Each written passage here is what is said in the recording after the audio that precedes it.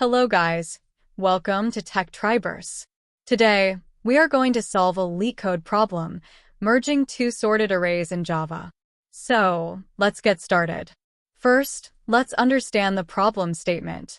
You are given two integer arrays nums1 and nums2, sorted in non-decreasing order, and two integers m and n, representing the number of elements in nums1 and nums2 respectively.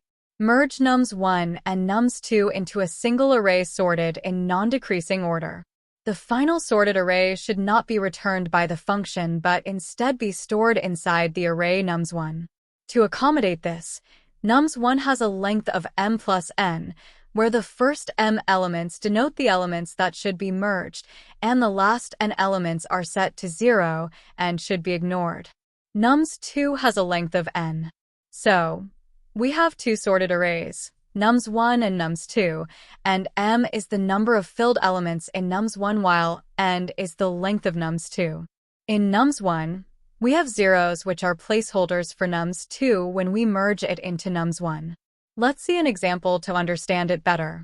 We have nums1 array as 1, 2, 3, 0, 0, 0. Here zeros are placeholders. And nums2 is 2, 5, 6. Our goal is to merge these two arrays into nums1 in a sorted manner. To achieve this, we can initialize three pointers. I which will point to m-1 index, last filled element of nums1. J will point to n-1 index, last element of nums2. K will point to m plus n-1 index, last index of nums1. This way, we can start merging the arrays from the back. Now, let's understand how we can do this. Starting with nums1 as 1, 2, 3, 0, 0, 0, and nums2 as 2, 5, 6, we'll use the pointers I, j, and k to compare and merge elements. Let's understand the approach.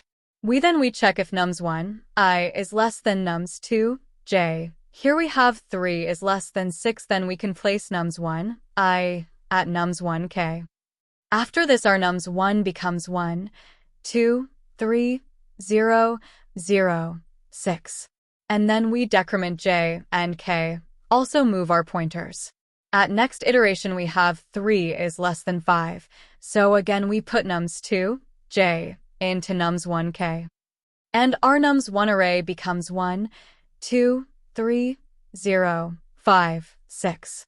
Next iteration we have 2 less than 3 and our array looks something like this.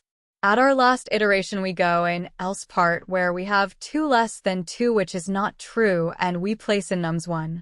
And our final nums1 array becomes 1, 2, 2, 3, 5, 6.